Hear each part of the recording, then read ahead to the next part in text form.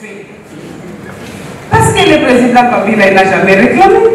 Parce que moi, je mets quiconque en défi de m'éprouver depuis quand ils ont signé ce salaire de 680 000. Je commence à les chercher, moi. C'est tellement que j'entends qu'on n'a pas. Je commence à les chercher.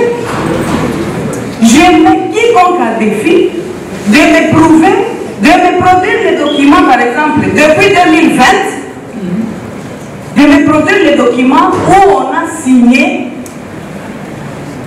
ce salaire de 680 000 que mon époux aurait reçu. Quel ennemi? Rien. Allez, on va prendre maintenant quelques éléments.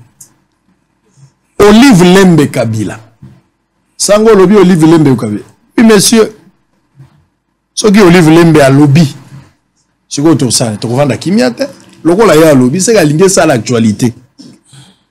Nabenga Olive Lembe Kabila, adversaire politique, il y a un homme politique, monsieur ba femme politique. Bientôt benga congolaise qui a s'exprimer à haute voix. Olive Lembe Kabila. Ba sortie médiatique na ezo la mo ebele. Na lia na sanya mobile na ngai te Olive ka lobby. Yem tabanda ko lamba batu balia kono. Roi zalaki témoin mo kaboli biloko moyo ko taper doute exact. Ba o balia ka te batu mbola misapi. Deuxièmement poussani lisusu. Toke ko lela ba hero na biso. Bokomona ba image tout à l'heure, bomona ki yango pe na réseaux sociaux. Olive Lembe Kabila a kepe na matanga zolela. Tanga zolela musée. 22 ans après musée yewana zolela. Musée depuis okei passe etikali en musée. Loko ezate ma papa depuis okenda. Musée akufi na 2021, lelo toza na 2023, Olive Lembe zolela musée 22 ans après loko zali sosote. 3 Olive Lembe uti ko sala sortie médiatique ya. Et moko abandi ko lobana biloko na ye. Alobeli makambo $680 000 ya mobile na ye. Wana Nicolas Kazadaleka qui pas bande kwa top Congo alobi salaire à ba président zongi 17 000. Olive alobi bozo lobela ka 680 000. Soki ya solo ya 680 ngala lukaka ngoti lelo na mona kangote. Bolobi ke mobile nga zo ka 680 ngala lukaka ngona mona kangote. Ya lokola basi ya ba député babanda pe ko swani sabiso tant to lobaki ba député bazo ka $21 000. Basa ba député balobi eza lokuta na mona papa na $21 000 te. Ezaka bo. Botala bino moko na image Olive Lembe photo bando considérer kaka mwasi ya mokonzi ya mboka ya kala kaka isuka wana il faut à l'adversaire politique comment on voit mukwege milobeli déjà qui a candidat président na ibisa ki da mukwege awa bako memia yote lokola docteur bako considérer lokola adversaire bakadi yosheko bimba bambode koya il faut qu'on s'entraîner moralement. Olive Lembe toujours mon mari alors se cacher derrière kozala mwasi ya mokonzi ya mboka poza na moi respect question. Ou soit, Olive Lembe, faut considérer adversaire politique, il y a ma famille politique, il faut qu'on tire sur rien, parce qu'elle appelle candidate ou t'es, je ne sais pas. Et puis, troisième, est-ce qu'elle a Congolais, est-ce s'exprimer le rôle à Batunios? Mais tous les ébélés, bien besoin dans la Facebook, besoin dans la YouTube, Boé Bissangaï, il faut considérer posture nini pour la Olive Lembe, casquette nini, il faut considérer. Kaka moi, c'est Kabila, président Yakala, faut considérer adversaire politique sur qui il faut tirer tout ce qu'il faut tirer, même les armes non conventionnelles, où il faut considérer que la Congolaise car à tozo pe ça peut malobaya zolo. Bota l'image, tozonga, papa askola maboko, avato silis. En image, on se retrouve après.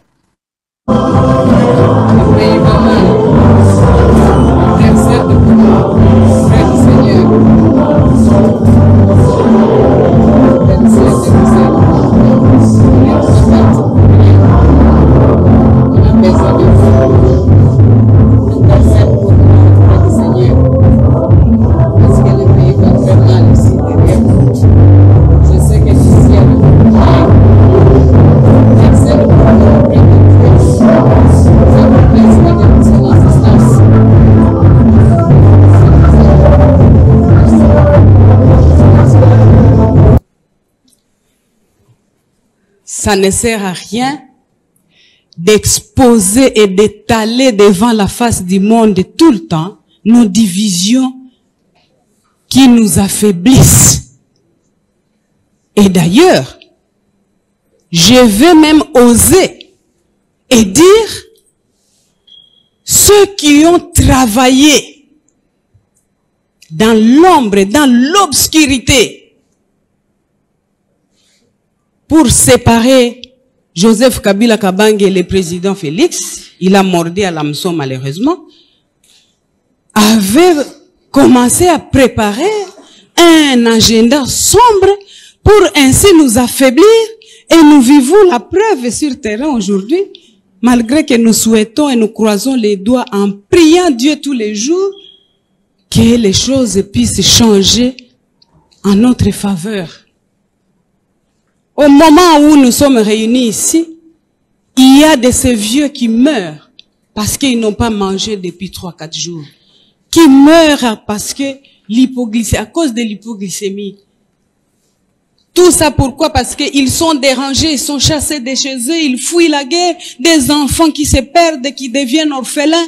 Je ne vous dis pas comment les nombres augmentent aux orphelinats que nous gérons là-bas. Parfois, nous nous tenons la tête, nous nous demandons à quel sein nous vouer, puisque ce sont des charges.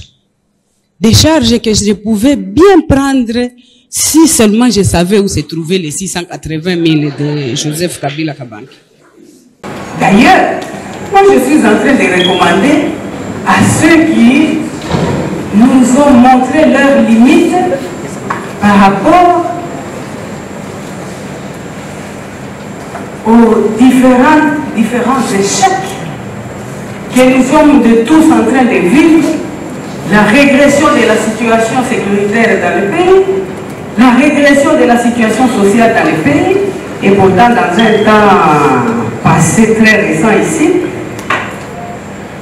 on nous brandissait la petite baguette magique pour nous dire que quand nous allons avoir le pouvoir, nous allons opérer des miracles. Mais là, qu'est-ce que nous vivons? Que des échecs sur échecs. Alors, parce que ceux qui sont habités par des mauvais esprits, ils vous diront, ah, et bon, c'est parce que moi, je suis millionnaire, ainsi de suite. J'entends tout le temps des gens crier, le président Kabila, il a 680 000 $ par mois. Ah, le président Kabila, il a, voilà. D'ailleurs, on vient de supprimer ça, il n'aura plus. Eh bien, écoutez, c'est par manque de nous justifier toute la souffrance que nous vivons présentement, je pense, que tout le monde toujours se roule sur le président Kabila comme si c'était une marchandise à vendre pour essayer de couvrir ses forfaits.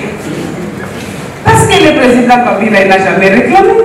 Parce que moi, je mets quiconque en défi de m'éprouver depuis quand ils ont signé ce salaire de 680 000. Je commence à les chercher, moi.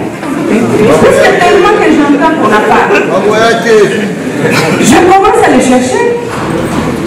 Je mets quiconque en défi de m'éprouver, de me produire les documents, par exemple, depuis 2020, de me produire les documents où on a signé ce salaire de 680 000 que mon époux aurait reçu. Quel ennemi? Rien. Mais il n'a jamais réclamé. Il n'a jamais fait mention. Mais moi, personnellement, j'en fais mention parce que, malgré que lui ne le réclame pas, vous imaginez quelle magie est-ce que je peux opérer si j'ai 680 000 chaque mois entre mes mains pour le bien-être de mes compatriotes?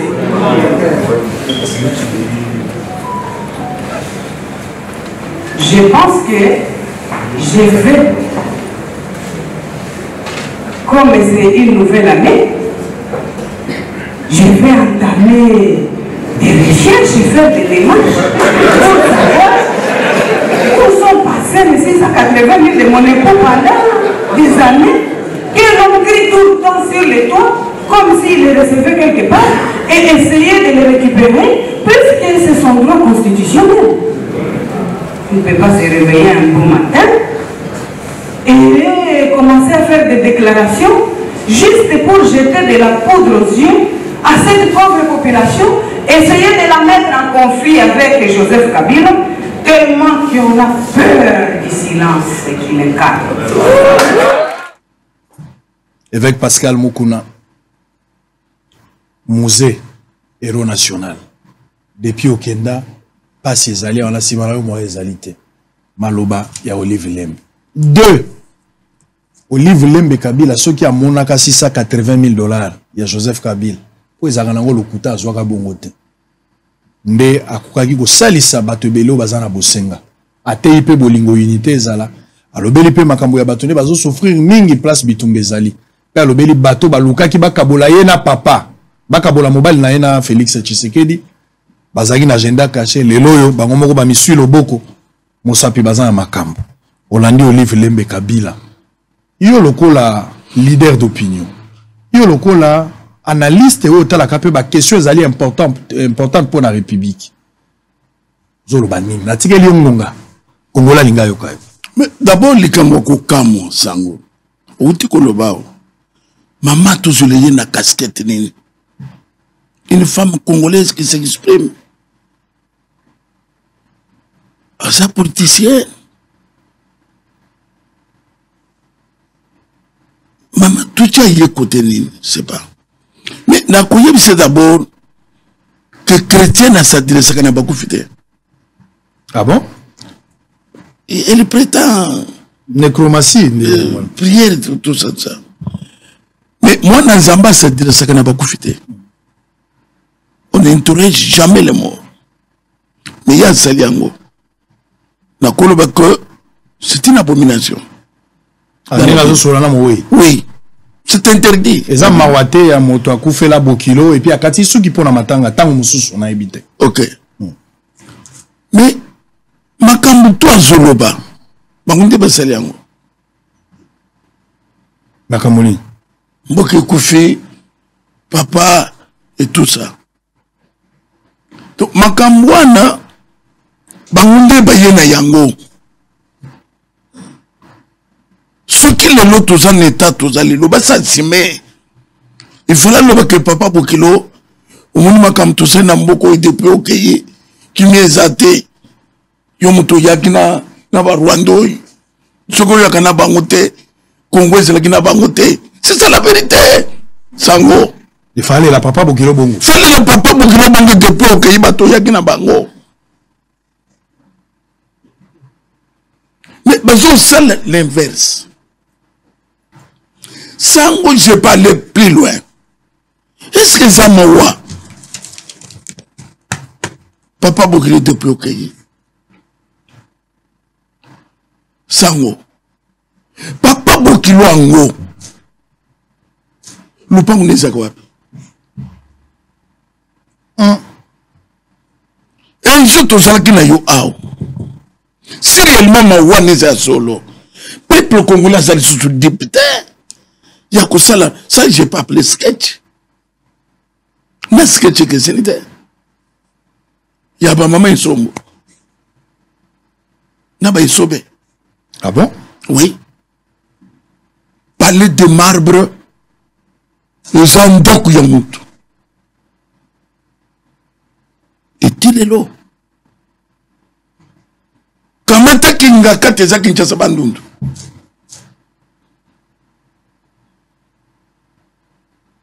Kamata Kashamata. Bongo Kabila le père au besoin. Il y a des ça, c'est ce qu'on appelle mascarade. Et ça n'attend pas yango di sous-souté. Où ça biloko akala? Où il trompe le peuple congolais comme ça? Après, pas tu vas lui dire que Makambo Salami. Non. Il y a 1000 balais aux Zolo. Il y a 600. N'habitez. Alors, si vous avez des qui a mon yango, des mbongo réseau permettre à son abat pour 680 000 atikali comme on a ngoté nanda kwa zolo kananda kwa zomo. Mais ça n'a pas le kotuna, peuple congolais zolande. Mais tout le monde n'a pas que si mutache mundo gazate 680 000. Balo bisoki bazala kina yango. Bongo kinga kati batongi na nini na mbongo nini. Bako kinga kati bakoza batongi na combien de millions. Les bateaux, c'est les restaurants et avions. Sango Tarakinga Kati. C'est combien de millions de Kofiwana? Et c'est là qui salaire nini? Tendez Kachamata. Et c'est là qui salaire nini? Puisque je sais que ceux qui sont 600. Si ça représente quoi? Na woba ngoba sali. Paniba kosanani. Tout ça n'attend wana te sango. Muto za mfasira yo sango na zana matière. Matière eza.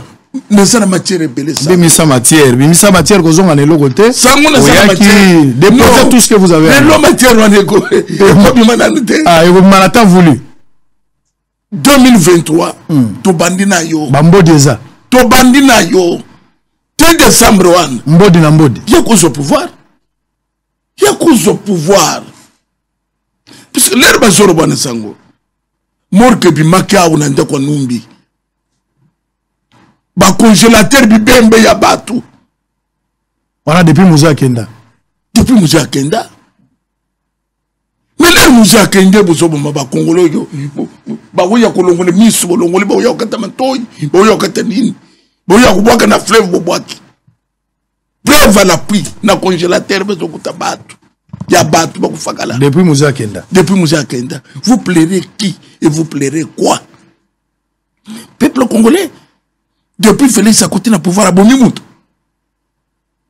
Comme Moutou zéro. À Bonimoutou.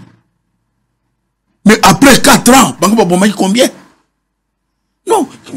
Distraction ici là. Ici là. Parmi Bakunzo yo Congo Azui. Moukouzali qui Félix Azate. Ah bon? Ça, je le dis, je le répète. Comment? Oui. Et c'est la Kabyle le père après 4 ans. À vous mettre combien? C'est bête. Félix, il se débat. Mon aboula mouyamboko.